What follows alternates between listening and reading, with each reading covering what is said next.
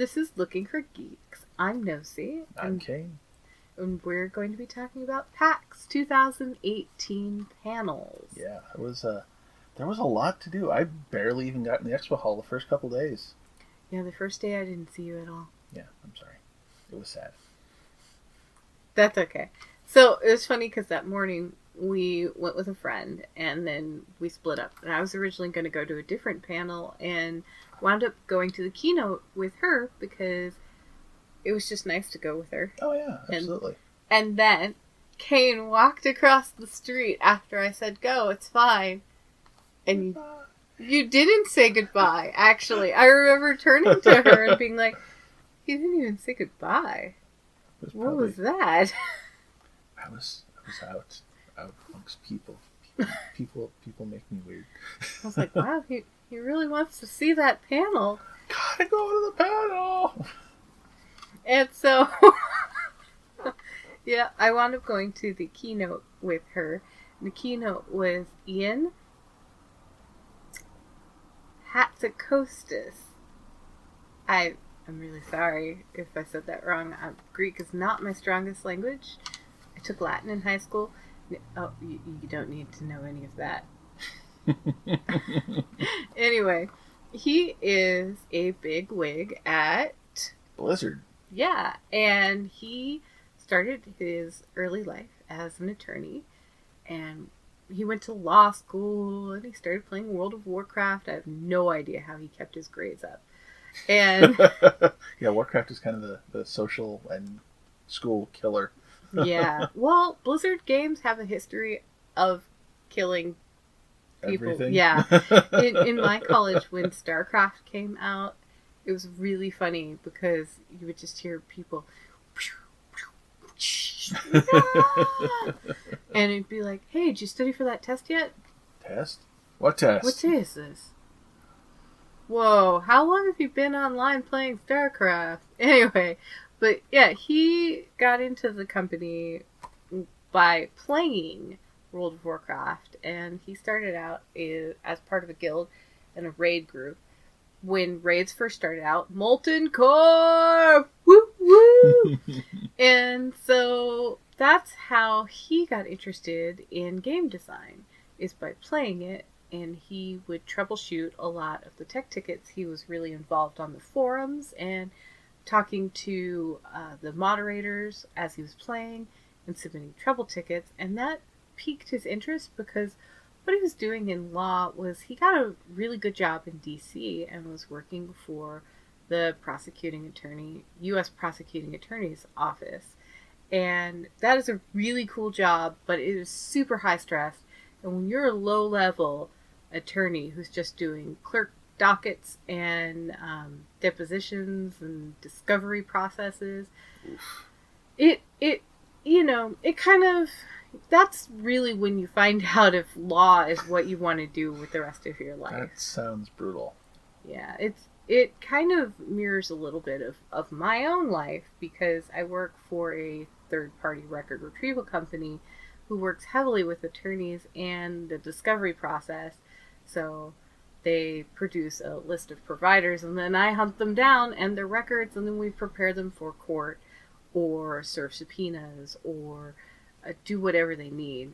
Like, seriously, I've had to get traffic light sequencing from a small city in Washington. That sounds painful. It's interesting, but at the same time, it is also a high-stress job because it's the legal industry. Absolutely. And so a friend of his, who was also in his guild, let him know that he had just gotten a game designer job at Blizzard, and this was right before Burning Crusade came out. It's amazing expansion. That was a big game changer. I think that's what brought a lot of people into the game in the first place. Yeah, it is. I mean, we were playing since the get-go. Yeah. We had the big box. Oh, yeah. And what happened was he wasn't sure that's what he wanted to do because it was a big change. And he submitted the worst possible cover letter ever, which is, I don't know if I want this job. But I'm interested in finding out more about it. And they were like, oh, let's bring this dude down here for an interview. Let that be a lesson. Try it anyway. Try it anyway. Even if, although that is something in my life that I've been told, it's like, even if you think it might be a bad idea, sometimes just being yourself in a cover letter for a potential position that you want is the best way to get it. And I don't know. The keynote really meant a lot to me because I'm doing a little bit of that same soul searching thing right now. The legal industry tends to burn people out, even if you're not an attorney or a paralegal. And so, yeah. And game design is, I mean, I've gone to PAX for 12 years now, so game design is definitely something I've been interested in. Or writing. I would love to write for a game, and I am a writer. So if you're looking for a writer, I have fiction. I do horror and science fiction, and I like it when people die in my stories. She's not just a writer. She's a published writer. Message me. Because it's not under my pseudonym. There's a button down there. Message? Yeah. Mm-hmm. So that was the keynote. And then you were at a panel. So yeah, I was at a panel called Designing Worlds, Experiences Creating Tabletop RPGs. And this was people from various parts of the industry who worked on different games. Ooh, this was the panel with all those female game designers. Yes, we did have, let's see, Strix, who was one of the designers behind Bluebeard's Bride, and she was amazing. She had a lot of really good input. I really appreciated her. I actually started following her on Twitter because she just has really great info. She has a really good insight into game design, and she kind of, the way she talks is kind of outside the mainstream RPG industry, which is a really nice voice to hear. Oh, that's cool. But the person who was in charge of the panel was Amanda Heyman-Coons, who is the managing developer for Starfinder at Paizo. Oh wow! Which is, that's Paizo, that's huge. Yeah, and Starfinder has been a huge hit just throughout the tabletop industry. So it was really nice to have kind of both ends of the spectrum there. You have one of the big juggernauts of the industry, and someone who's doing these more focused-in story games as well. Wow, that sounds like it had like a vast variety of voices. Yeah, and as well we had, Chris Promise, who was the president of Green Ronin. He's been in the industry once again for years and years, had some great insight as well. So yeah, it was a really nice cross-section of just the RPG tabletop industry as a whole, and gave me a lot to think about. No wonder you ran. It was an important panel. I was all like, I need coffee. But that's really, really cool. So some of the panels we went to together, and some we went to separately, just like the keynote, and he was at that panel. One of the panels that I went to that I will never regret going to ever is called App Junkies. App Junkies. So what they did was they had a host, and then they had speakers from Twitch, Discord, and Mixer MST3King bad phone game apps. Oh, man, there's a lot of those too. Yes. Oh my gosh. One was called Hidden Game, which actually was... I might go download it still. It was a little boy, and he's got a gaming system, handheld gaming system. It looked like a Game Boy. Or, that's not what they're called anymore. DS's. It looked like a DS. It'll always be a Game Boy to us. Actually, it kind of looked like a GBA. Huh. But he is playing too many video games, and his mom doesn't want him playing video games. So she keeps hiding the system. And then you have to sneak around the room and find the system. And if you find your mom, you lose. Of course. And it's a really funny game. I don't think it's meant to be serious at all. Because oh look, mom's hiding in the bookshelf. And oh look, mom's hiding under the cushions on the couch. Where could the game possibly be? Not there. So if you accidentally find your mom, you may need more caffeine. It's really easy, but it was a really funny game. But they were making fun of all of these apps, and I originally went to it because Chris Straub was in the description. And one, I am a fangirl, and two, I was curious about how he was going to make it all the way from the Westin to the Hyatt, because his panel specific was right afterwards at the Hyatt. Yes, and I waited in line for that just to make sure we could get in. Mm-hmm. It ended up not being a problem, but Yeah. still. But there was a good 5 blocks between the Westin and the Hyatt. That would have been a high-speed chase to get there on time. Yeah. Maybe they had, like, you know, what are those things called? Segways? Oh, yeah. Hyper Segway. You can rent Segways sometimes downtown. But I think it was probably just a typo. There were a so few too. of those in the guide, Yeah. so, you know, the behind-the-scenes stuff, as long as it goes off right. Well, it was amazing anyway, because the ladies who were MST3King these apps, one were tipsy. I walked in and they were all drinking, and the one that was all the way to the far side, when the panel started, looked over and went, "Oh, you guys still have your drinks," because she had chugged hers. And that's the proper way to prepare for a panel. Be drunk. So that was particularly funny right off the bat. And then they made a joke. They were like, "Wait, you're from Twitch? I'm from Mixer? You're from Discord? Are we allowed to talk to each other?" To arms! So that was kind of funny. But the apps in particular, they made fun of the host a little bit for having most of his phone memory taken up by bad cell phone games. That's amazing. Yeah, and it was all streamed online on Twitch. Ooh. So you can find irony. it. Yeah, oh, sweet irony. But then I ran halfway across the city, 5 blocks or so. Give or take. Actually a little further. I accidentally went to the Sheraton and I had to double back. It's my bad. I don't know why I thought it was at the Sheraton. It was at the Hyatt.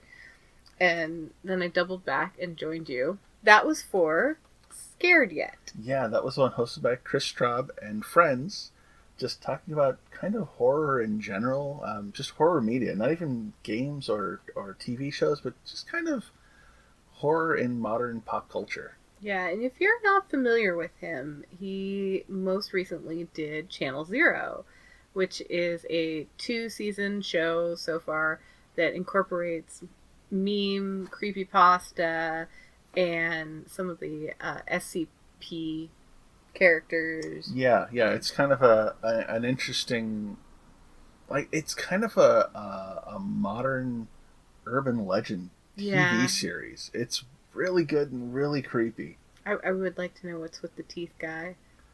I've seen it before, but I don't know where. It's one of those urban legends where Yeah. where did that come from? Well, I've heard of it, but I don't know where I heard of it. It's an SCP. Is it really? It Oh, is. okay. But it's one of those things where I'm just like, that's so unsettling. Yeah, who came up with this?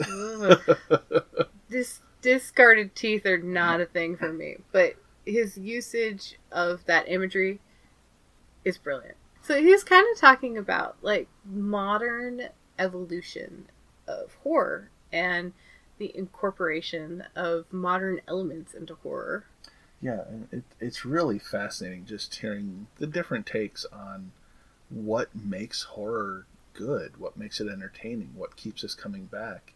And there was one person on the panel who wasn't really a horror fan, so it was kind of a get the outsider's perspective on what makes it interesting, even if you're not a horror person. Yeah, and there was 2 writer friends that were on the panel, so they had the perspective of somebody who is a fiction writer. Well, 2 people that are fiction writers, and then Chris Straub, and then their friend who's not a fan of horror, who was not a fan of horror because they have night terrors. There was a long discussion about the difference between sleep paralysis hallucinations and night terrors. And I found that particularly interesting because I've always associated the two, because when I have night terrors, unfortunately, I also have sleep paralysis. Oof. Yeah. I don't get well, I don't think I get the hallucinations. I mean, when I have the night terrors, sometimes creepy stuff happens, but it's nothing that I can't explain away. Sure. Yeah, I've had that experience as well. Usually Yours was mine cool. are usually closer to dream state though, where it's like kind of slightly bleeding over into reality. Yeah, Yeah. those are creepy. My sleep paralysis is more like I can't move at all. I'm completely conscious of everything that's going on, but I can't react. I can't talk. Sometimes I can talk when I'm coming out of it, but I can't talk and I can't move and I can't do anything about it. So the cat can be meowing for like a good hour and I'll be stuck in sleep paralysis and I can't do anything about it, but it's not good sleep either. So Mm. it's just a shame I'm not awake because I could be playing phones on my or playing phones, playing games on my phone. But what other panels did you go to? So the other big one I went to was Power Word Rock: The History of D&D and Heavy Metal. That was a trip, and it was hilarious.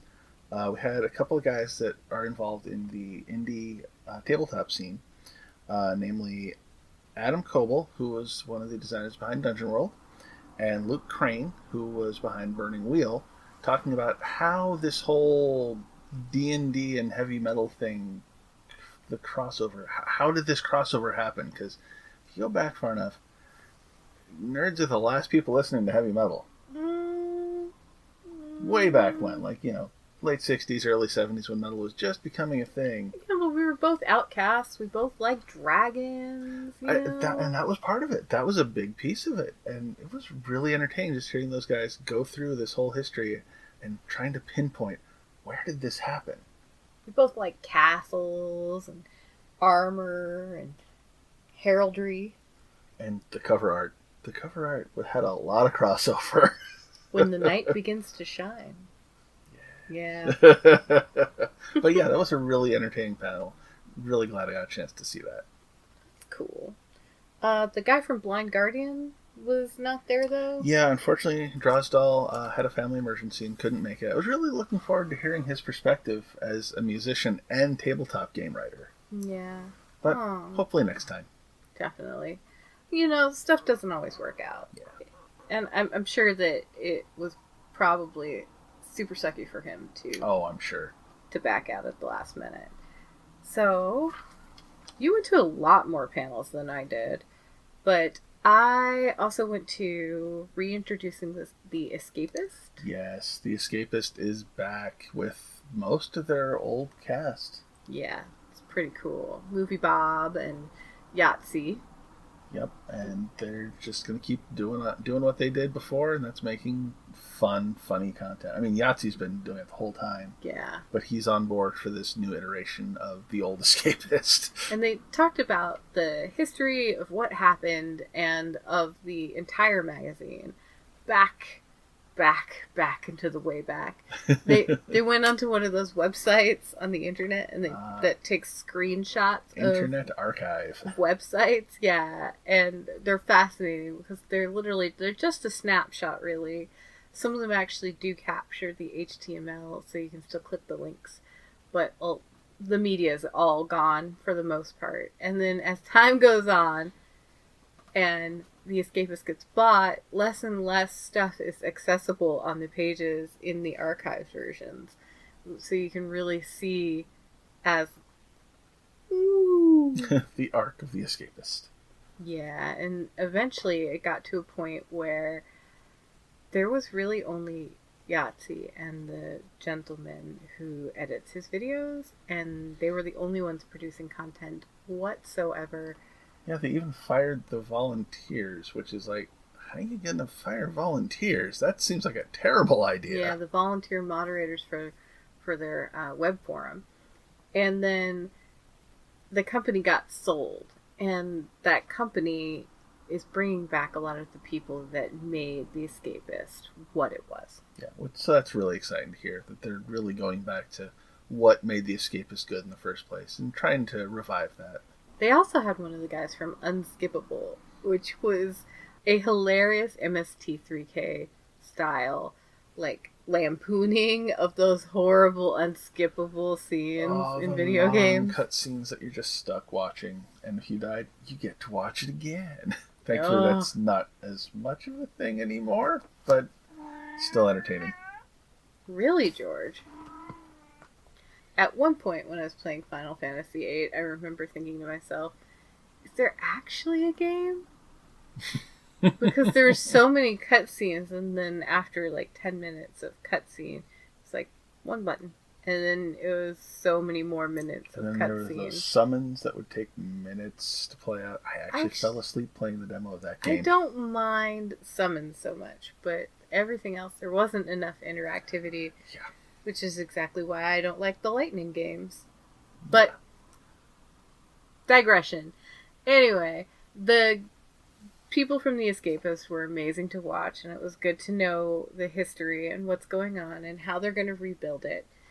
And I just look forward to years of content to come. And afterwards, it was really special because Kane wandered off, and I decided to sit down and have something to eat. And I'm like, oh wow, that voice is really familiar. And I'm just chilling next to an outlet, stealing electricity from the Sheridan by myself in a hallway. And I look up to where that voice is, and there they are, the entire panel from The Escapist. This was like a good 15 minutes after the panel, too. People don't really stick around that long, and I was like on the other side of the floor. So when I looked up and I'm like, oh my god, that really is them. Oh my gosh, that's Yahtzee. And I was like, okay, well, I'm not going to be that person. I don't have good luck meeting people that I really fangirl over. They're usually mean or rude to me, even though I'm like, oh, I love your work, I love this, blah, blah, blah, blah, blah. I don't know, that's just where I roll. And so I was like, I'm going to play it cool. And I sat there and I finished what I was doing. I finished eating. I was like, if they're still here when I get done eating, then I'll go say hi. And they were still there when I got done eating. So I got up and I went over and I got to talk to them for a while. And they are an amazing crew, especially Yahtzee. You are so polite, and it was great to speak with you for a few destroying the minutes. street cred. Just because you rip video games apart doesn't mean that you're not polite. That's true. Thanks, Yahtzee. Thank you. That made my con, especially because somebody else that I ran into at the con was not very nice to me. Anyway, that's just how I roll. But you and the whole crew from The Escapists, Russ, Movie Boss, that's your new name, Movie Bob, were all so nice, and I'm glad I could tell you that the Up House was nearby. Yes. Yeah. The last panel that really stuck out for me was actually one I didn't even plan on going to, but our friends messaged us about it. It's like, okay, this sounds fun. Why not? Double Nintendo. Yes.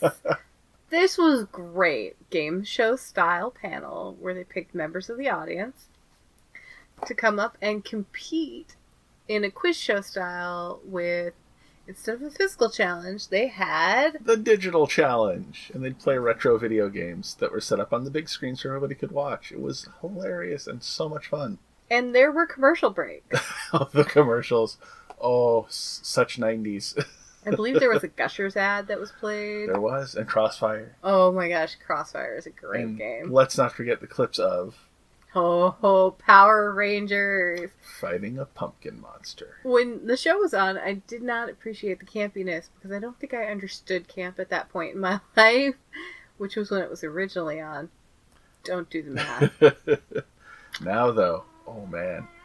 Yes, the crowd was screaming for more Power Rangers because there was enough of a break in between each one, and when we got to the final panel, there were a few technical issues, and the crowd didn't think that they were going to get a conclusion to the fight scene. We needed the rapping pumpkin. I know! It was so amazing. Freestyle rapping Japanese pumpkin man.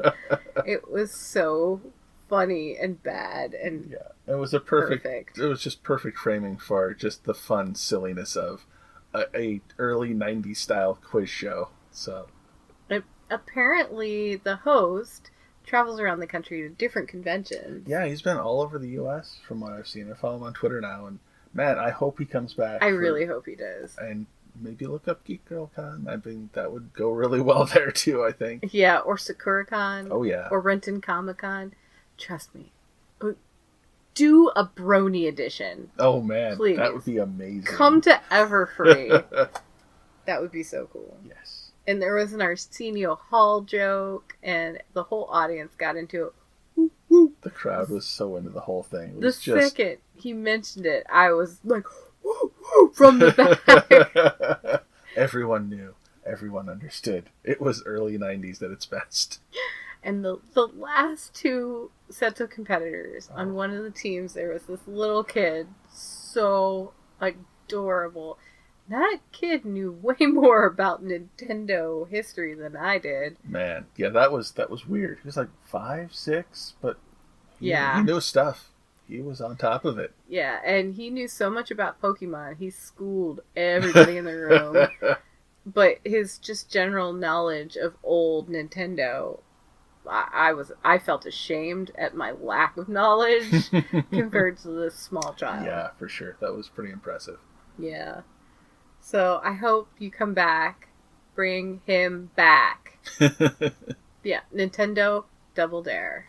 Double Nintendo. Oh, Double Nintendo. Also, we need to get that man some slime or something. Yeah. You make people do like a slime challenge. Oh. I don't know. Loser gets squished. Something. Yep. But altogether, the panels were really good this year. There were only a few dropped guests, and that was because of usually an emergency. Yeah, everything went really well. There were so many panels I honestly didn't even make it to all of them because I wanted to get into the expo hall too and see the tabletop areas and all the other stuff that was going on. And yeah. Man, it was just amazing. There was a really great variety of content. I feel better than there has been in several years. Yeah, and the panels went from the start of the day, 10 o'clock, until I feel like the last panel was at 9 o'clock. They went really late. It may have been even later than that. I saw one or two, I think, that started at 10 even. Oh, yeah. So they made full use of the time this year. Definitely. And they also just had a really well-rounded group of panels. Like, one of the ones that I didn't go to, but I liked its inclusion on the schedule, was called PAX Orientation. And PAX Orientation was specifically for people who've never attended any kind of convention or one as large as this. You know, giving you tips about how to make friends and how to survive going to a convention. Yeah, it's a life experience. It takes a while for you to get caught up on it. And having a panel where people can kind of get a leg up, I think is really helpful. And there were a lot of panels about inclusive communities and building communities, which is great because we do have the Diversity Lounge. Yeah, which is always a welcome addition to have there. Just having that representation there is really nice to see. And there were more panels this year about families and gaming as a family and incorporating gaming life with your small children, which was a change. Like, over the years that we've been going. You can see the age of the convention slowly mature. Yeah. When we first started going, the only children we saw there were also at the convention as con-goers. They were not parents with children. And under a certain age, your kids get in free. So if you have like a 3-year-old, you might as well look and see. I believe that is the cutoff. No, it might be 5. It might be. I'm not sure on that one. It's small children get in free. They don't even need a pass. They do usually, at this convention and Emerald City Comic Con, have a complimentary badge for children that are under that age limit, just so that you can have contact information in case you lose your child, which is a possibility. It's a big convention. A lot of things can happen. You can get lost pretty easily. Yeah, and so that was interesting. There was also a panel which I wanted to go to, but time didn't let me, about, I'm going to age myself, being over 40 and a gamer. And in a couple of weeks, we both turn that special age. Yep, we've been gamers for a long time. Gaming life after 40, and that was one that maybe I'll go to it next year. Yeah, hopefully we have something like that again. They tend to repeat some of those panels a little bit because, you always get a different crowd each year. Definitely, yeah. Or they have like a completely different panel lineup with a similar. So, I mean, as time goes on, I've been to a lot of conventions, and the subjects have changed, but not at the same time. Yeah, there's certain themes pop up a lot. So you usually get some other chances to get some other perspectives. Yeah. Were there any panels that you wanted to go to that you missed? Oh man, there was one on modern tabletop gaming in Japan that I missed out on. I saw the one on the history of tabletop gaming in Japan, and that was fascinating. But I would have kind of liked to see what's going on there now, because they did touch on that a little bit. Yeah. And it's funny because you have the whole Euro thing in the board game community. Well, Japan has got its own thing going now, so it's an up and coming market for tabletop games. I think that it's kind of underrated in a lot of the communities because usually you see it at like anime conventions and Japanese culture conventions rather than at these big other all-inclusive. Yeah, the more mainstream gaming conventions. Yeah. So I that's probably why. Yeah, that makes a lot of sense. And even Japanese video games, to some extent, are not showcased at these larger video game conventions. I see them mostly at like Sakura-con, Kumura-con, kitty. Keep that. And, the other anime conventions. For sure. Yeah, there's definitely a bit of a cultural break there where, Japanese games are represented, but they're more represented at Japanese cultural events. Yeah, and the elephant in the room at any gaming convention is that the majority of your games are supported, programmed, designed by Korean companies. So I would like to see somebody at least discuss the history of Korean gaming. Very true. That would be a fascinating thing to uncover. Definitely. Thanks for joining us at this look back at the panels of PAX West 2018. We'll see you next time.